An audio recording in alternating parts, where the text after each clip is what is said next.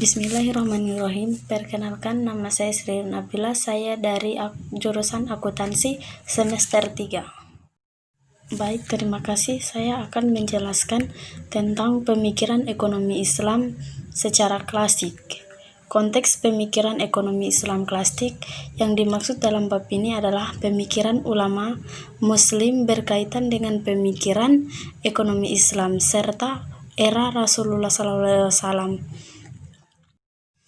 Dalam bab ini akan disajikan beberapa pemikiran ulama Muslim terdahulu berkaitan dengan pandangannya terhadap ekonomi Islam. Yang pertama itu Abu Yusuf. Pandangan pertama Abu Yusuf berkaitan dengan bidang ekonomi adalah berkenan dengan fungsi negara dalam perekonomian. Menurut Abu Yusuf, tugas utama penguasa adalah mewujudkan dan menjamin kesejahteraan rakyatnya. Yang kedua, Abu Ubaid secara umum mengemukakan pemikiran ekonomi yang diajukan oleh Abu Ubaid adalah sebagai berikut.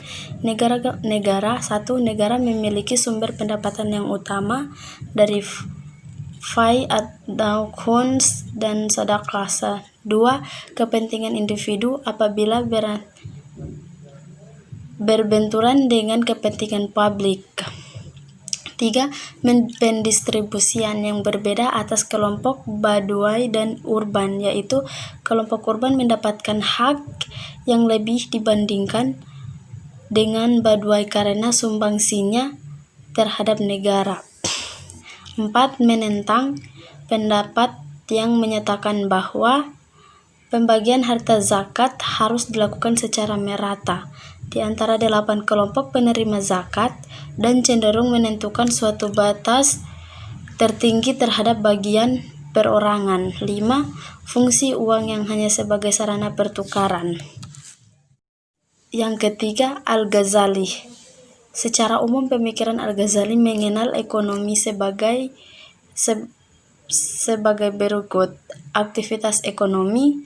2. Perlunya mutualitas. 3. Proses timbulnya pasar. 4. Perlunya pengendalikan pertumbuhan.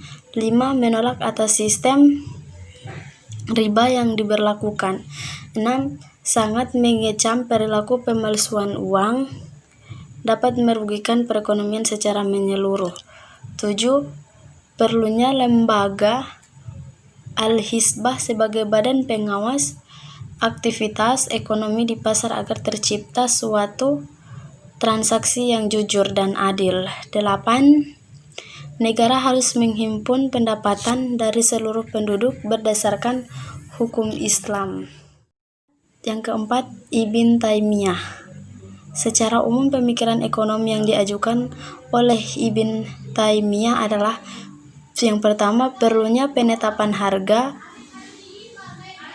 upah dan laba yang adil dalam perekonomian agar tercipta keadilan dalam pertukaran di masyarakat. Yang kedua, perubahan harta yang terjadi di pasar akibat kezaliman pedagang.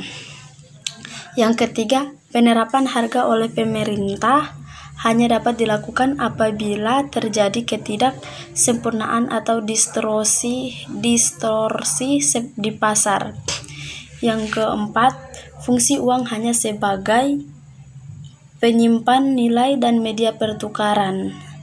Yang kelima, pemerintah hendaknya tidak melakukan bisnis dari pencetakan uang serta mencetak uang yang berlaku banyak sebab dapat menimbulkan ketidakstabilan harga dalam perekonomian. Yang kelima, Ibnu Khaldun.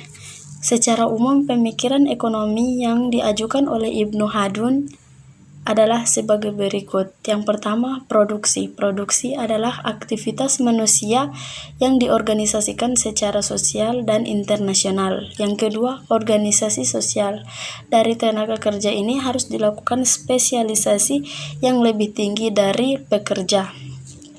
Yang ketiga, pembagian internasional dan sosial yang berakibat pada proses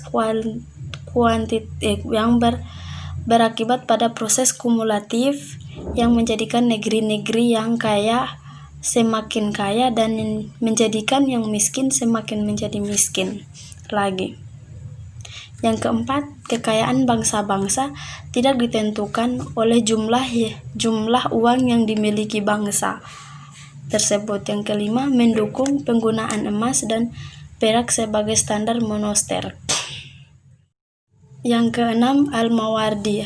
Al-Mawardi menyarankan untuk menggunakan salah satu dari ketiga metode yang pernah diterapkan dalam sejarah Islam, yaitu metode misahah, yaitu metode pendapatan berdasarkan ukuran tanah. Yang kedua, metode penetapan berdasarkan ukuran tanah yang ditanami saja.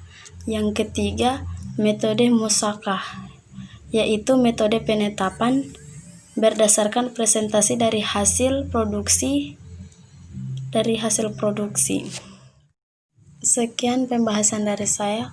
Wassalamualaikum warahmatullahi wabarakatuh.